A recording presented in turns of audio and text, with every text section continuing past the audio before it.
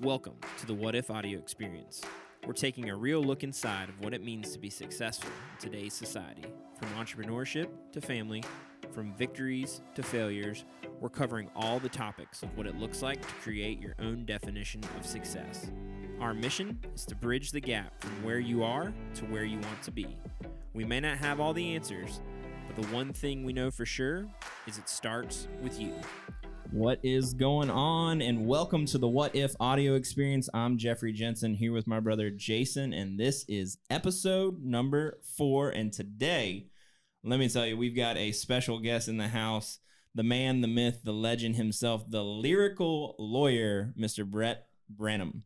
Thanks for having me on today. Man, I am pumped for this episode. I could not be more excited. And I'm going to let Jason kind of talk about how we actually met Brett and kind of how everything from our relationship transpired. But if you're listening right now, just buckle up. This is going to be a very educational podcast. We're going to learn a lot. I think Brett can bring a ton of value to people about business and also pursuing their dreams, but we're gonna have a ton of fun. It's already been a great morning. We had some rapping going on, and it's been a good time. Well, I'm excited to have Brett on here. I think he will bring a ton of value. Not only as he started his own business, his own law firm now, but just from a guy that'll make you smile and laugh. From the moment I met Brett, I think it was 4 years ago now. Yeah, he walked through the doors. At the time I was doing real estate. The office that shall not be named. Yeah, with a basket of fruit, and the rest is history from you that. You got to dive into that story a little bit more. It was a very fruity introduction. It was a fruity introduction. He came in with a basket of fruit. I have to give him credit. He was pounding the pavement. He was knocking on doors looking for business, came in. I was at a real estate brokerage that had just opened up. Introduced himself. We hit it off, and immediately, as I now know, his humor played out pretty quick. And we did a few closings together and done a bunch of closings since then. Yeah. But the relationship is built. You're missing the key story. So here's the thing. So it was actually oranges. Right. I brought in oranges and I said, "Hey, orange, you glad to see me?" But the best part about it wasn't even that. The best part is that Brett worked for Clemens law firm, and he brought clementines. They weren't actually big oranges; they were clementines. Yeah. So little I didn't know if I should bring that into the story or not. Yeah, he totally brought it there, but you know. Yeah, I don't know. It's okay. Well, I can edit that. I can bleep it. Well, we'll see. That's pretty much. No, it's not a big deal. That's exactly what happened. Yeah, that's exactly what happened. Your brokerage was right down the street from my old office, and that's where we first met. And then from there, we just had a great relationship. And year ago, I think one of the things that, speaking of your podcast, one of the things that helped us relate a lot was that we were both young and both hungry. For sure. Where we wanted to have more. We wanted to be in that process. We wanted to be in that, that driving lane to get where we wanted to go. Yeah, and I'll tell you what, to jump into some good value right off the beginning, I'll never forget when he left. I was speaking with some other people there, and at the time, again, we were a new company, a new real estate brokerage firm. We didn't have a preferred attorney, if you will. I'll never forget sitting there saying, hey, I don't know if this guy is great at his job or not, but the fact that he walked in the door and pretty much cold called on us speaks volumes. And that was the stuff that, at the time, I was going out cold calling, talking to people, doing the same thing. So I just respected a lot of that. But excited to have you on here today. From then, a lot has happened. Started your own law firm. We've gotten to know each other a lot more. And I've seen the business success side, but I've also learned about, I don't even know how to describe it, the passion pursuit side. I mean, you're a fun guy to beat around, and I don't even know how to describe Brett. I mean, he is dubbed the Lyrical Lawyer. I mean, Lyrical Lawyer. It's official. It's on the news. Literally on the news. So I think a good way to kick the podcast off today is take us to the beginning. Share the story of, number one, what got you into law. What was the turning point for you to take the leap of faith to start your own firm? And then as we get into the podcast, people learn, you obviously have this fun side, the lyrical side. You do raps for your law firm. You're a big person in the community as far as relationships. I feel like everybody I meet knows you. So just give us the background of, where did this entrepreneurship side come from? Where did this just side to be completely who you are come from? Where'd that confidence go deep start? origin though? I want to know, like, comic book, like, kid, like, what were you like as a kid? Just like you see me. I mean, just big. I'm being dead serious. I think the greatest thing that I learned at an early age was just to be myself. And I think that's something that's hard for people because you have to find yourself. It's the same way with business. For business, you have to find who you want to be. Oftentimes you read these articles and you listen to people and you say, how do you find that passion? How do you find what you're passionate about so that it translates into your business?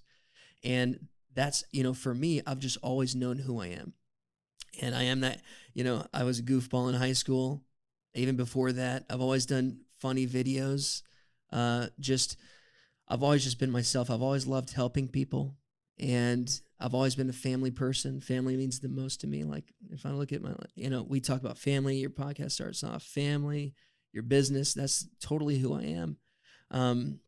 But I think it's finding out who you are and then allowing that to translate through people because there's nobody likes a fake person. And you can always tell who a fake person is. And sometimes, that's why the whole fake it till you make it, it doesn't work out. It doesn't work out. You have to find out who you are and be authentic. And in the world today, there's so many voices that we can listen to, that's the great thing about having all these resources online and the internet and social media is that we get to hear a lot of voices, but the voices that translate the most are the ones that are the most authentic. And so you have to find out who you are first and then allow that to lead you to where you want to go. And that's kind of where I started, is just knowing who I am. I always felt comfortable with myself, always, for humor purposes, you always have to have a good sense of who you are, because when you tell a joke, that joke can either be successful or it can fail. And if you gauge your success off of somebody else's reaction, that's gonna be your determining success. But if you like the joke yourself, if you tell the joke and you like it, it's always gonna be good. Right. I'll be the first one to tell you, I'm always the person to laugh at my own jokes. It's just the way that it is. Nothing wrong with that. But no, from an early age, I just knew who I was, and that's one of the reasons that I got into law, because whenever I was, I went and served a mission for my church, and that kind of like helped me to find out who I was. And I loved serving people, I loved being helpful, and just wanted to be. When I came back home and went to Coastal trying to find an occupation, I thought, man, what do I want to do? I want to help people. I want to have a profession that's valued in the community. And so I actually was a pre-dental major in college. Didn't know that. Yeah. I did a dental internship and I hated it. and that's kind of what I started thinking. I was like, man, what do I want to do here? And then well, let me stop you real fast, because I think that brings up a really great point, and we've touched on it before. Especially if you're listening to this and you're in that like 18 to 20-year-old range, like right. How important is it to just taste things? Because that's the only way you're going to find out what you truly want to do, what truly makes you happy. And it's like, you could have gone down the whole path, gone to dental school, and right. then now you're miserable for the rest of your life, but you took the opportunity to try it out. So I think that's such an important thing, is when you're young, you don't have any risk. Like, just try stuff. It's not even about being young. It's about being like, just any age that you are, getting the greatest value you have by seeking happiness. Because when you're young, you have a picture of what you perceive to be success. That's one of the great things about being different, different with society today, is that there's so many perspectives shared with you of what success is. You don't have to have a traditional job, you don't have to go to college for 4 years. You can do something else. But at the same time, you can go to college for 4 years and then get, even more education. It's just a matter of finding what you want to do. That's the biggest challenge, but it's also the biggest reward if you find it. And we talk about it all the time. You can't have success without failure, period. If you try to go into life just saying, I'm only going to be successful, you have a skewed perspective of what success is, because the most successful people that we know, they struck out until they hit the home run. And that home run is finding that perfect combination of going to provide for you, going to be something that you're passionate about, something that you're motivated by. that's the perfect combo. It's you're trying everything until you find that perfect niche. The people who are going from, from thing to thing and haven't found that passion, they're in that search. They're in that process of searching. And you have to find what you're passionate about, something that's going to motivate you because you're spending your life doing this every day. I tell, I go to work typically around 8. I leave 6, 7 at night. That's a majority of my life. What you're doing for work, for your occupation, you're going to spend a bulk of your time doing in your life. And you want to be happy. For sure. So you have to find that thing. So you do a dental internship. You hate it. I totally hate it. It was like the sights, the smells. Here's the true story. I don't blame you. I hate blood. Yeah, me too. I hate blood. You're in the right place. And there's a lot more blood from like this side than like this side. So I was like, no, it's not me. So I reevaluated. I went back and said, okay, these are my core goals. These are my core beliefs. What's an occupation that fits in with that? And that's what led me to law school. And then I love the law. I love the law because I went to a legal conference in 2013 in San Francisco. It's called the ABA National Conference, American Bar Association, and there was a Supreme Court justice speaking there, Justice Kennedy, and speaking to this huge forum, full of like greatest legal minds, right? Just all of these judges and notable attorneys in the area. He says on the stage, "You are the trustees of freedom for future generations." And that's the thing, is that the law, I can't think of a more worthy occupation than upholding the law. Everything that we do is involved with laws. Getting here, driving here, there's laws that regulate my car speed, how I can operate my vehicle, whether my vehicle can be operated. Laws are imperative to our society, and so that's why I value my legal education and the opportunity to be in the legal profession. But everybody wants a good attorney. Everybody likes joking about attorneys. Everybody's got a good attorney joke. I stole your wallet before I came in here, Everybody's got a good lawyer joke, but at the same time, everybody wants a good lawyer. Like if you ever have a legal issue, you want to go to that one person. And there's value to that to me because I love serving people. And I do real estate law. Like you mentioned, I opened up my own law firm, Tide Law Firm. And the whole reason that I opened it up was just to provide legal services to people and help them. Like, that's the one thing I love about real estate. Everybody's happy typically for real estate. It's a good day. A lot of times, sometimes you don't like going to attorneys. Like you have a criminal matter or a civil matter. Maybe you don't like going to talk to attorneys because of what you're going through. But for real estate, everybody's always happy to buy or sell their house. Yeah. Hopefully. Once those closing documents get finished, that's right. They're good to go. Closing time. So was that a big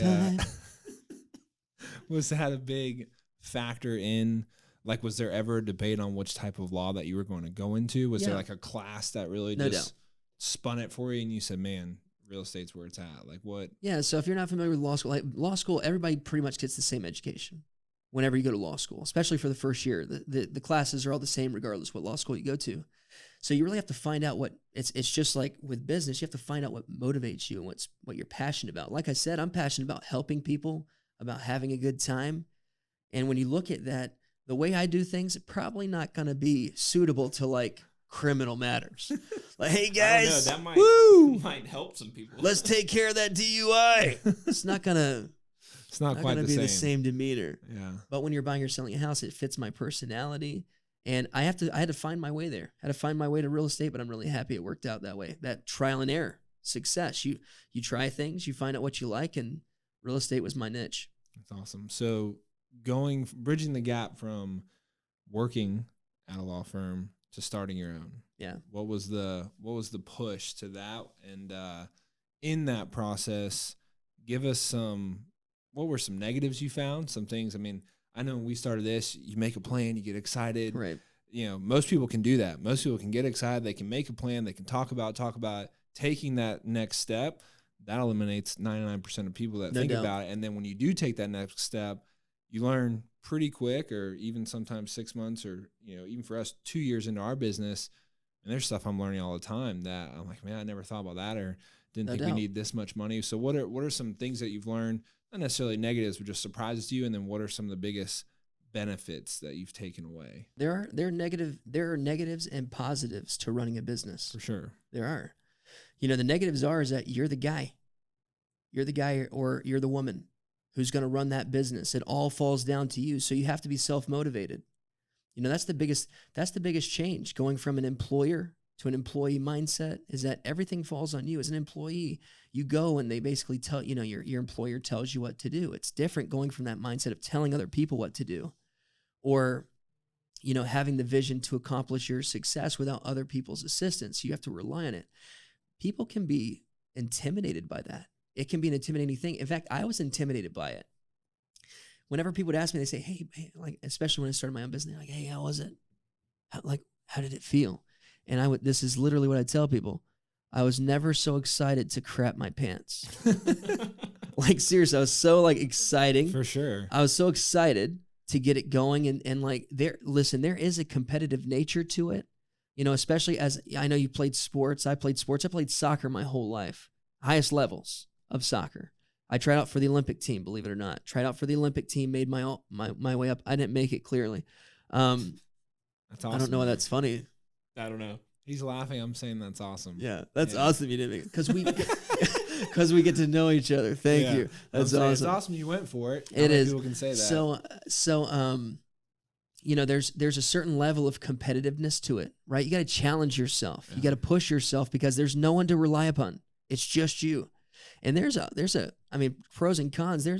I look at that as a con. Like, I think it's a beautiful thing that you know, they say kill what you eat. You know, like, you're the person. Yeah. It all relies upon you. Your success or your failure relies upon you. So it's a beautiful thing. It's a beautiful thing, but you have to accept the challenge. Sometimes people aren't prepared for that. Sure. You know, they know that it's good to start their own business, and it's almost July 4th. We're celebrating this country. There's not a better place to start a business in the world. You literally could, you know, we have every tool at our disposal, including from the foundational organizing documents of this country, the Constitution, the Bill of Rights, to allow us to be successful, you know, speak our own minds, build our own businesses. You know, we're in the best place in the world to start a business. Sure. And that's why everyone knows that. Everyone knows that, and they think to themselves, I'm going to start a business. They don't think about the work that it requires. It's not easy. It's not easy to run a business. And that's probably what I learned the most, is I really thought it was going to be, I had rose-colored glasses on, like, oh, I'm going to go start this, and it's super easy. Yeah. I think you're hitting on such a strong point too, I think that is, again, it's a negative, it's however you want to look at it, right. But there's this sense of pride and the sense of, you know, accomplishing something when you are the last stance. There's also days, like, I know for me, I'd say I'm a pretty driven person. I have great leadership skills. I love the challenge. I love the ups and downs. Man, there's some days where I go home and I'm like, I wish somebody else could just make a decision right now. It's like when everything gets pushed to you, when you have plans to go see friends, when you have this event you're supposed to be at, when, you know, this money's supposed to come in and it doesn't, when this person needs to be fired or let go, when every issue you could ever imagine comes to you, there's definitely times where I've hit a point where I'm just like, man, I love running this business, but man, wouldn't it be nice if somebody else could just step in and handle that? So I agree. I think that's a big thing, that it sounds fun, you know, when you're employed by someone, especially if you don't have a great boss or someone in a management position, it sounds exciting to be able to make all the decisions yourself. Well, of course, the fun decisions, like, hey, you can be here today because you create your own schedule, fun, but also everything that pulls also gives. And what I mean by that is you got to push your schedule back today. You know, being here today probably puts you an hour and a half back than what it would. You know, being here today costs you something. And I think a lot of people don't see that. They just see the reward of like, oh, that's cool. Your day is you get to wake up and do a podcast. Like, how cool is that? But they don't see what that does. Do you make money off of this? No, there is no money. This is a non-paid. Oh, okay. I was going to ask for a cut. It's monetized. We can give you a meal on your way out. Sweet. Some food. But yeah, it's such a strong point. Yeah. What would you say are some of the? Let's get back before the positives. What pushed you? Did you always know you wanted to start your own practice? Did you go somewhere to get the education and learn from somebody first? Like, what was that difference? Yeah. Maker? So, I would say the ultimate goal probably for any lawyer would become like partner, right? Because partner, you have ownership. Gotcha. You own. And so you're still an owner Sure. per se. You have an interest in the business. So, for a large degree, that's the goal. It just sped up the process for me. I can't say that it was always a goal of mine to be an owner, but it became clear to me as I related my goals, what I wanted to become, what I wanted to achieve, what I wanted to provide for my family. There's really, think about it. How many of the world's richest people do you know who are employees? Sure. Right? So they're all business owners. Yep. They're all business owners. You look at the people who are most successful, they run their own business. And the reason for that is it's because of that control. It's because of that opportunity. And ultimately, in order for you to have the freedom that you want, the ultimate freedom that we all desire, we have to be in control, and we have to build something in such a way that allows us to have, you were talking about this. So whenever you get to the point where you're exactly right that you think about all the good things about being a business owner, but you don't think about all the negative things. Sure. And I was at that point too when I first opened up my business, because I was looking at the current situation that I was in. It was like the only thing that would make me happy is being on my own, to be able to control what I do, because I was being regulated in the way that I could, the way that I could dress, or the way that I could approach clients, the items that I could do. The only way for me to have that autonomy is for me to run my own business, and for me to have control over that. The problem is that we only look at the good things. You don't look at the negative things typically with business ownership, but there's a way for you to combat that. And it's what I call automatic response, because you get those feelings. Everybody gets those feelings. It's the same thing with failure, right? The only thing, whenever I had this thought a couple of weeks ago, is that what makes you think that you're successful or a failure? It's the way that you perceive yourself. Sure. Because we already talked about it. You're going to fail. There's going to be things that you're not successful at, but you're not truly a failure. Sure. Because you only failed in that one thing. The definition of someone who's successful and someone who's a failure is only within our own minds. There's people in this world who are happy just having a little farm, and just, being happy with their farm, and having, the means that they need just to keep themselves alive. Yeah, I think it's finding out too, like you're saying, what is your definition of success? Like, Exactly. that's one of my biggest driving forces is, like you mentioned before, we have so many voices out there through social media, which is a positive and a negative. It's great because we can see what's out there. We can help us find our own voice. But I think, too, a lot of people, their idea or definition of success is dictated by nice cars, nice houses, lots of money. Well, that's just so far from the truth. And I think once you create your own definition of success and pursue that, and you also really get into what is truly failure and what truly is success, I think people that are quote-unquote successful would tell you, like, failure to me almost doesn't exist. And let me explain that. It's not that I don't fail all the time. I just don't even give it the attention it deserves to say, man, I failed at that. To me, it's like, okay, that didn't work. What did I learn, and how can I apply it? There's also some times where things don't work out and there isn't really any lesson, but it's just like, hey, when a major leaguer gets up to the plate and he strikes out, if he sits there and gets down on it, he's never going to have success. In the major leagues, if you hit a 400, you're unbelievable. That's 4 out of 10. So I think too many people sit and take time and focus on their failures, when reality of failure is only as big as you make it. You could have a huge failure in today's society. Our last guest, Richard, even talked about a lot of the things he went through, but now looking back, he didn't just get down on it and sit on that. He built from it, learned from it, and now he's in an even better position. So you just make so many good points there. Well, that's your automatic response. When I talk about automatic response, like, there's a moment in your mind where you think to yourself, I can or cannot do this. And if you let it your mind is just, whether you're a success or a failure from what you perceive is only a matter of what voice you listen to. If you listen to the voice that tells you to stop, you will stop. And if you stop, that's when you truly fail. Yeah. The only time you truly fail is if you halt your progress with trying to achieve what you want to achieve. Success simply is doing what you need to do to achieve your goal. That's it. Success is just a feeling that you have within you that says that you're satisfied. A failure is someone who's unsatisfied. Someone who's successful is someone who's satisfied with their efforts. And there is a when I talk about satisfaction, I'm not talking about being comfortable. I'm talking about just feeling like what you're doing is, what you're doing is valuable to you. Sure. If you ever lose sight of that and you say, I don't have value in that, that's when you need to change your mind as to what success is. You think it comes along with growth as well? Because I know I equate success to growth. How do you know you're growing? It's a feeling. That's all it is.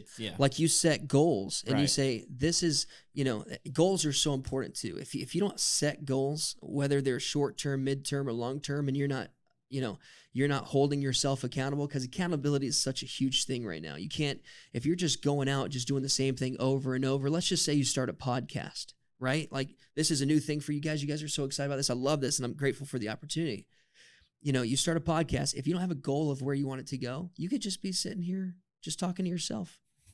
You know what I'm saying? And if that's your vision of what success is, you're being successful. But if your vision for success is, having thousands of viewers or listeners, and then, you have to set goals to achieve that.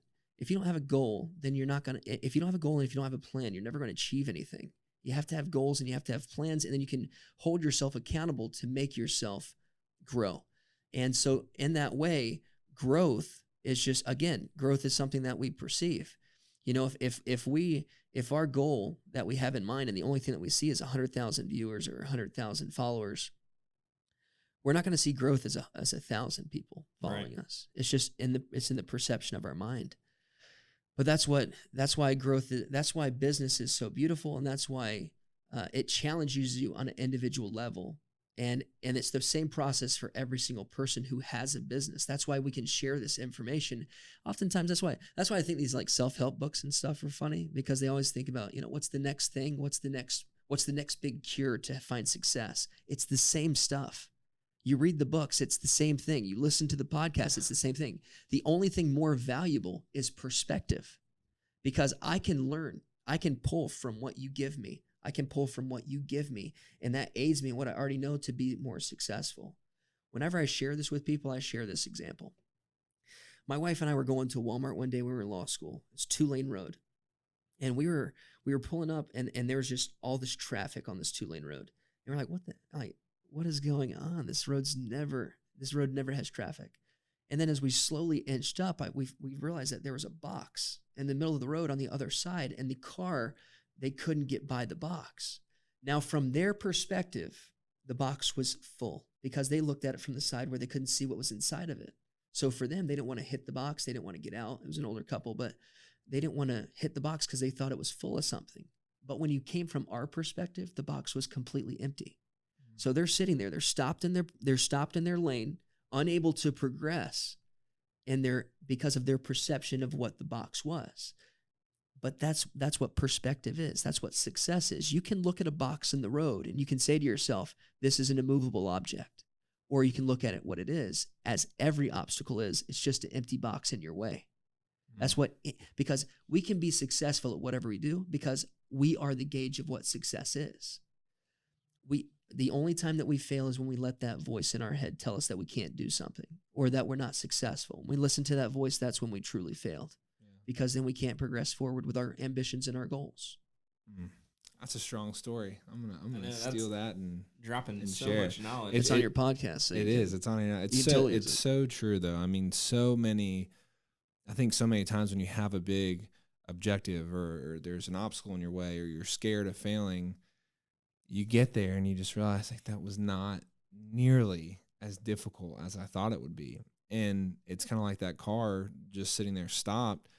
So many people in life, I feel like, get to that point. They go to high school, whether they go to college or not. They try their first job. They start living beyond their means, which is a whole nother conversation. But they get stuck in this box of where, man, I want to progress. But the obstacle of, I need my paycheck to be able to afford all the things I have. Or what are people going to say about me? Or I want to do this, but I'm scared if I'll succeed or not. Whatever the countless excuses or reasons or doubts are, I mean, every person that I've ever talked to that did go for it, I've never talked to someone and said, man, I went for it And what a terrible choice that was. And the kicker is, even if they haven't succeeded yet or went for it and then chose a different path, there's just so much growth and learning in that. And I think it's realizing the permission, if you will. It's like once you have that big obstacle and you finally go for it, your subconsciously, or like you're saying, your auto reaction is finally allowing you to say like, oh, I can do this. You know, you give yourself that permission, whether it's starting a business, whether it's quitting a job to pursue a new one, whether it's asking someone out, whatever the case. Once you can get over that first hump, and once you can do it again and again, all of a sudden you realize like, yeah, there really isn't anything I can't do. You know, it's giving yourself that voice, listening to that voice instead of the voice of failure that says, yeah, go for it. And every single case I've ever seen, there was so much positive on the other end. I think that's a great segue too into the next topic that I want to hammer in on is, and you can, I saw you wanted to say something, so feel free to chime in on what Jason just said. But I'll get it in there. So talk to us. So you went to law school, you became an attorney. Yeah. You love doing that. You love helping people, and I see it too. When I've been in your office a few times, like the joy that you get, and even on you're so big on social media, just posting pictures with everybody and the clients, and I know you do a lot of community outreach stuff, especially during the hurricanes. Because if you're listening, we're all from Myrtle Beach, so we get hurricanes every now and then. Brett's been a big part of helping the community out. But talk to me about, you know, this transition where you decided, you know, you've already gone for it. You became an attorney. That's a huge step and a huge goal. Then you started your own law firm, another big daunting goal. And then you said, I really enjoy rapping. I really enjoy making people happy, making people laugh. And you're actually really good at it. Listen, the rapping thing is totally selfish. Here's the thing. So I've always, when I was younger, I used to love writing poetry. Like in high school. So this was just like the cool way of doing it. This is exactly, well, I didn't even, okay. So, the way that it progresses, I used to love, I still do. I still love writing. And I used to write a lot of poetry. And then I was really big into hip hop when I was younger. Loved Tupac, loved Biggie, Method Man. And I just realized that all they're doing is they're just making, you know, they're telling a story by rhyme. And, you know, Tupac was huge on writing poetry. In fact, most of his lyrics started off that way, writing poetry. There's books out there of Tupac's poetry. And so later on, it was really funny. I had a group of friends of mine, and we used to pick on each other through rap. We would just joke. We would just be like, you know, it would just start off one or two lines like, Brett got no hair, but he got a big Billy down there, you know, like just something funny like that. And then the next person would add on to it. Straight rap battling. Like in a very nominal way. Like it was two lines, you know what I'm saying? Like two verses maybe. But then it was funny. We had this ice storm, and we had this ice storm in 2018. It was last year, last January. Yeah. And it was so funny because everything shuts down in Myrtle Beach whenever there's snow. Just like, nobody knows what to do when there's snow. Everything's done. No, seriously, I think the school shut down for a week. They were like, "There's a chance of a flurry.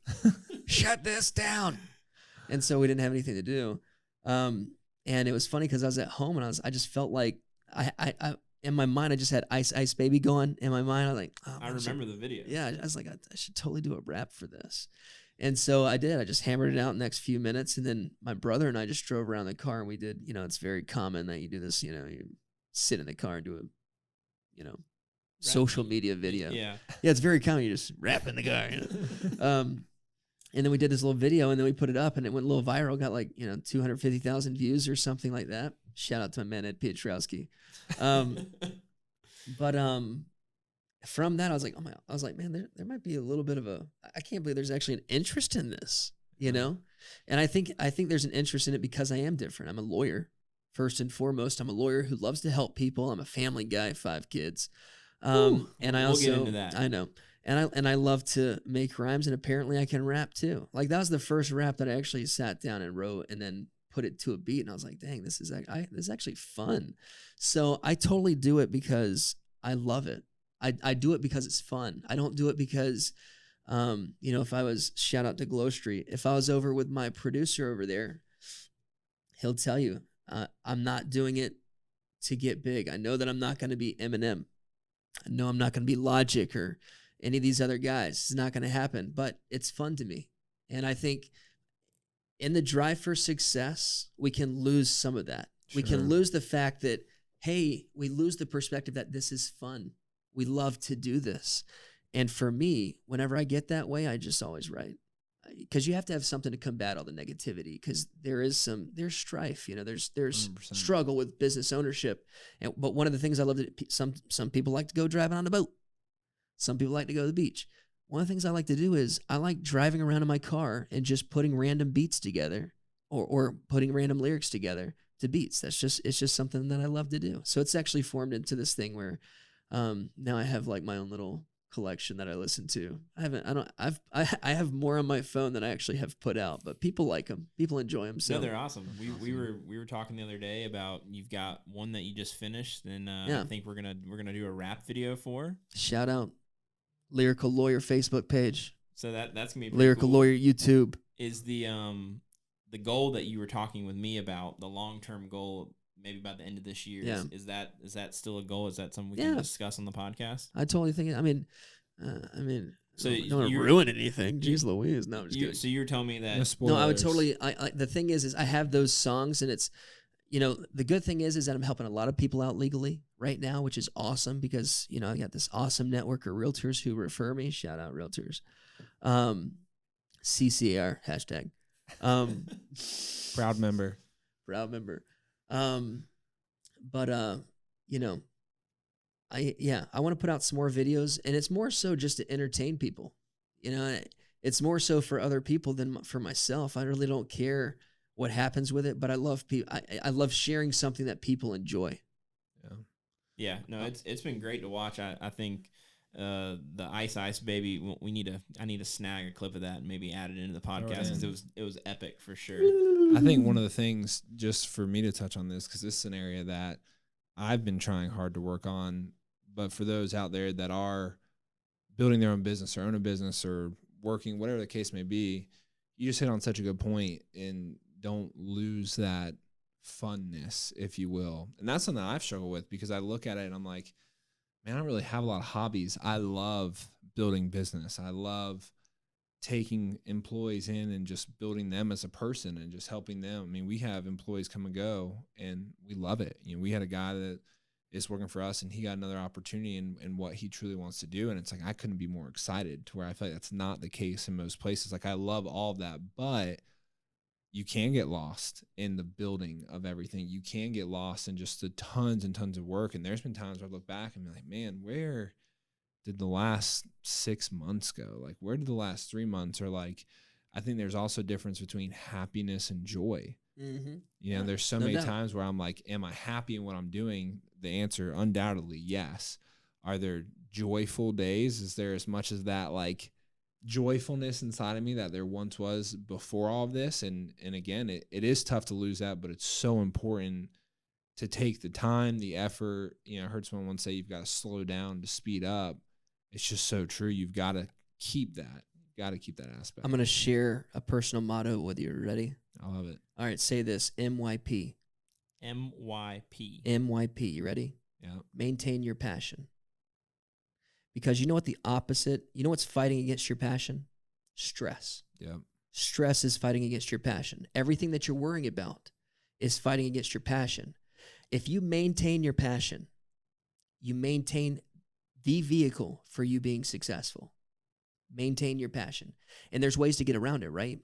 What are some things you can do? Take a break. It's like, you have to do it. It's one of my biggest pet peeves when people are like, 24/7, this is me. I'm like, yeah, but you were just chilling watching Netflix, but you're not telling anybody about that, because you have to do it, right? You have to take the break. You can't go BTTW all the time. What is that? Balls to the wall. There you go. BTTW, man. No, it's so true. And it's such MYP, maintain your passion. I love that. You got to find ways. You have to find and you can feel it too. You guys know what I'm talking about. You feel it. Whenever you get to that point where you're like, you want to know when you're at your limit of your passion, that stress is dwindled you down, you start to question yourself. You start to say, maybe I don't want to do this. No. You do want to do it, but you've just depleted all of your reserves for your energy, for your passion. And now what you got to do is take some time to recollect yourself to get your passion levels back up. Sure. And that happens all the time, right? You go on vacation. Different seasons, right? Exactly. You go on vacation, you take a break, you come back, you're like, I am ready to kill it. Well, what's your difference? What's your difference between then and where you were at? All you did was you just took a break to recalibrate yourself and get back to the point of where you're passionate again. Yeah. That's so Maintain your passion. Segueing off of that, that was such a great point. Family's such a big deal for you. Yeah. You've got 5 kids. I've got 5 kids. What are the ages? 5 under 8, 7, 5, 3, 9 months. So you got 5 under 8. I've got 5 under 8, man. That's why it's so funny. When my wife and I've always wanted kids. First of all, people ask me all the time, like, "Yeah, you know what happens, right? You know how that works." Yes. I do. You're very obviously skilled in that area. You're very successful. You and your wife, child makers. Yes, yes. My wife is much better at it than I am. I don't know why you guys are laughing. Have you seen my wife? Like I've gained like 10 pounds for every baby. She's still the same size. I don't get it. It kills me. Superwoman. She is, but. Okay, here's the thing. So, and this is the funny thing, going back to what you were saying about in relationship to your perspective. So whenever we had one kid, we were told, we thought we were ready. We are not ready. This was hard. And then we got to 2 and we were like, oh man, this is so much harder than 1. And then we got to 3. And then when you went from 3 back to 1, like you took the kids to the house or whatever, and you have 1 kid, you're like, dude, this is so what easy. What did I do with all my time? Why did I complain about this?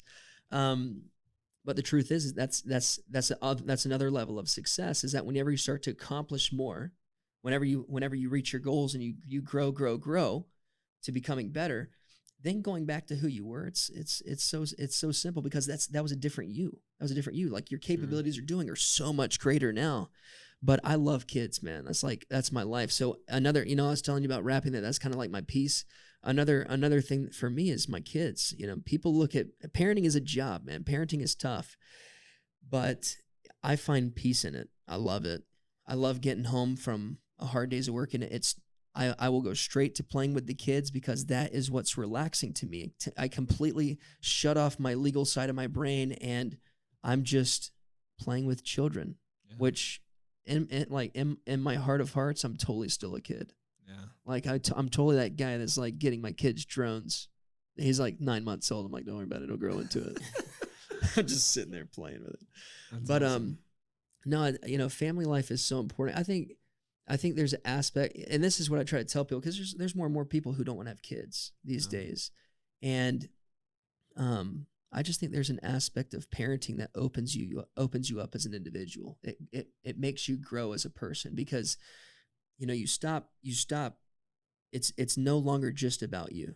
It's about taking care of other people. And like I've talked about earlier in this podcast, I love people. I love helping people. And there's no, having a kid is just a perpetual resource for someone to allow that opportunity to serve another person. And I think it opens you lose all your selfishness once you have kids. Exactly. You have it the first one. It doesn't matter who you are. You hold a little baby in your arms. You're just like, man, I want to see life from that perspective, So I love kids, man. Family is so important. I think everybody's reaching for that too. Like in their employment, like in their work environment.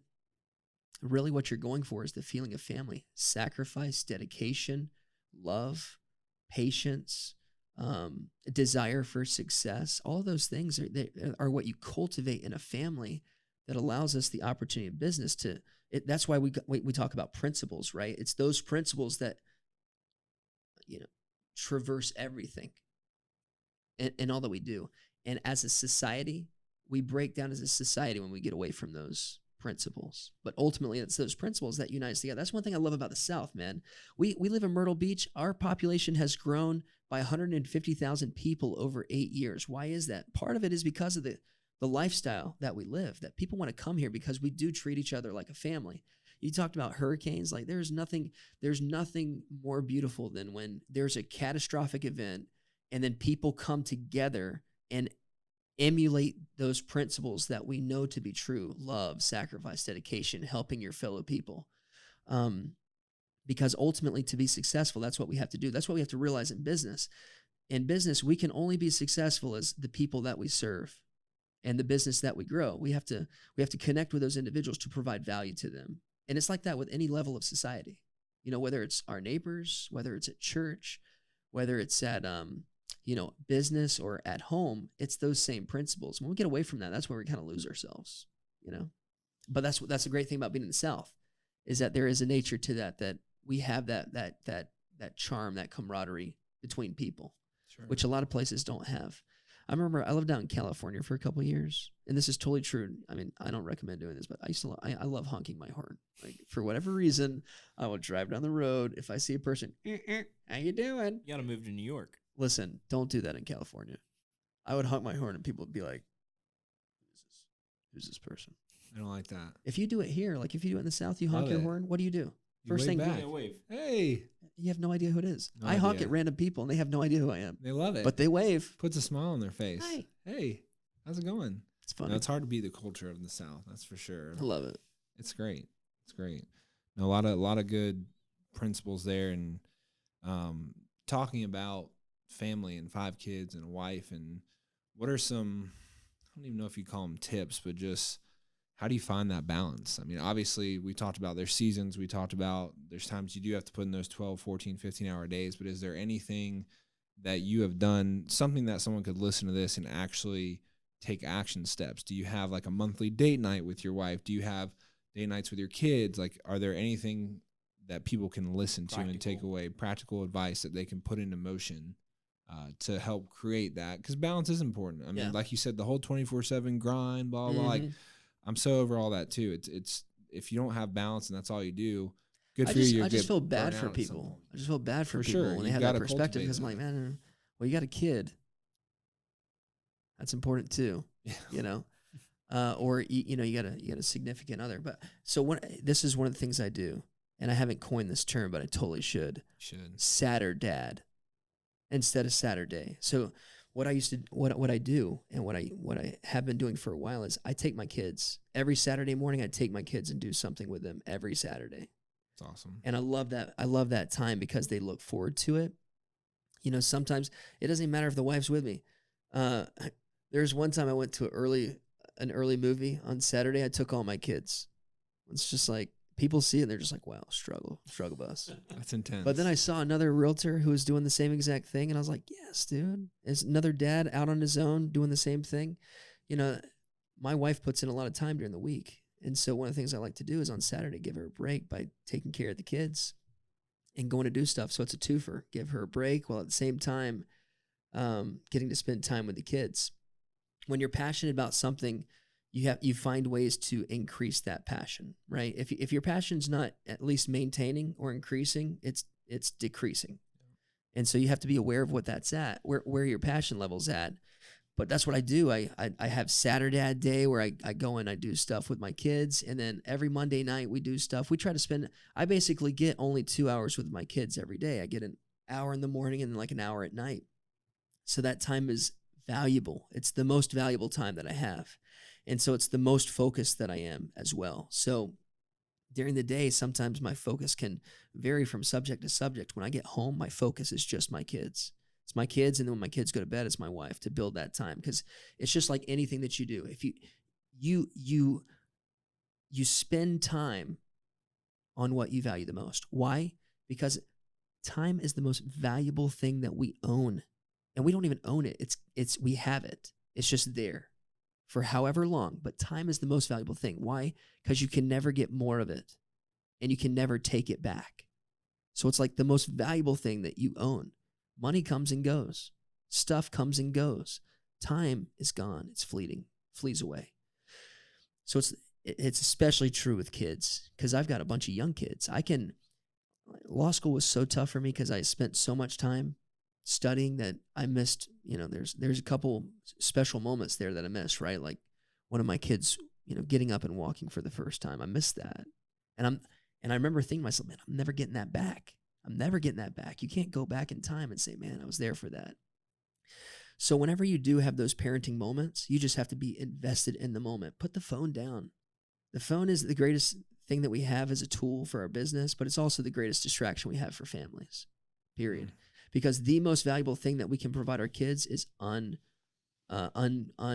uninterrupted time. That's all it is. And your kids know, man. Your kids are smart. If you're sitting there, you're like, if you might think that you're giving attention, like, hey, Dad, let's go outside. Yeah, buddy. Yeah, let's do that. That's a good idea. Come on, Dad. They totally know. For sure. For those of you listening to the podcast, Brett was doing an example that he was on his phone. So if there's any confusion. Yeah, I was a little confused myself. That's so true. Honestly, that needs to be a headline. It's true, man. Out there about just the importance of family and just how important that time is. And just put the distractions down. Put the distractions down and just focus on those kids, because that's what kids are missing. You want to know? I mean, like today in society, there's so many distractions keeping us from our children. And like helping and like building what I perceive to be a home. Just eliminate the distractions, and then you're more successful as a family person. Those are like my tricks of the trade as a dad. This honestly has been, I mean, you've given so much value in this podcast. It's been so fun. As we wrap up, I know we wanted to kind of have some That's fun awesome. with you. So funny. So I've got a beat loaded into the mixing board. And we wanted to see if you'd be down to maybe spit like a 30-second freestyle. We'll see. And we going with that? Are we doing the end question first? We'll do that after. We'll end with the end question. So maybe we'll freestyle. This is probably a good thing in case it doesn't go well. Hit you with the last question. So we can edit it out if we need to. And then we'll wrap up. So I got. What do you want me to rap about? Whatever you want, man. This is your platform to drop knowledge on the people. So we've just been talking for an hour, but it's cool. Let's go. Nice. All right, he's ready. So we're gonna drop a beat and let Brett do a little freestyling. This is the Lyrical Lawyer. Yeah. Get it. What if? What if? What if? What if this was the last day on earth? What would you look at? What is your worth? Family, business, what are you looking at? Whatever it is, you gotta treat it better than what you did the day before. Get more, gotta do everything that you need to. You don't got more time, it's fleeting, you're going away. You better do everything that you say. Don't be fake, be real. Be the best person you gotta feel. Who you are, be the man, be a girl. Have a plan, whatever it is, you gotta get in it now. Talk about the little business. Talk about your family and the kids. You gotta be the best person you can. Don't wait for tomorrow, man. Do it today. There's no way that you can't take it back. You gotta do everything you need to act better than you were before. I hope I got at least one verse more. I don't know. Got them southern shades on the day. Got JJ on the sway, getting the beat. Gotta put it back. I don't even know if this will make a final track. I don't even. The fact that you took. You know what you should do? You should totally delete that out and then just have people believe that it was awesome. I honestly thought it was great. That was good. It would be so funny. Just delete it and be like, "That was awesome." And you used everything you talked about. I thought it was great. Last question. I honestly thought that was phenomenal. Excellent rap. And it takes. It's terrible. I can never freestyle in front of people. That would make me so nervous. So last question. Last question we asked everybody on the show, which, I mean, man, you've given so much value. It may be one of these things. But what if you had the opportunity to give a piece of advice that the entire world would hear? What would it be? One piece of advice, every person in the world would hear it. If I had one piece of advice, it would be this. Just love, man. Just love. Whatever it is. If it's people, if it's activities, if it's, whatever it is, just love. Because if you fill your life with love, you fill your life with the most important thing that anyone can have. Just love. I love it. Phenomenal. This is going to be a very hard podcast to top. I think it was phenomenal. Oh, is this the second beat? Oh, this is the outro song. But outro. Hey, Brett, it was phenomenal to have you on. Yeah. Thank you guys so much for listening to the What If audio experience. What this if? was episode number 4, and it was phenomenal. Once again, if you haven't had a chance to leave us a review or a comment on iTunes, we would greatly appreciate it. It means the world to us. And be ready for next week. Have another incredible episode coming your way. Thanks again. You guys be good, and bye for now. What if? Yo. Hold on, keep that going. Yo.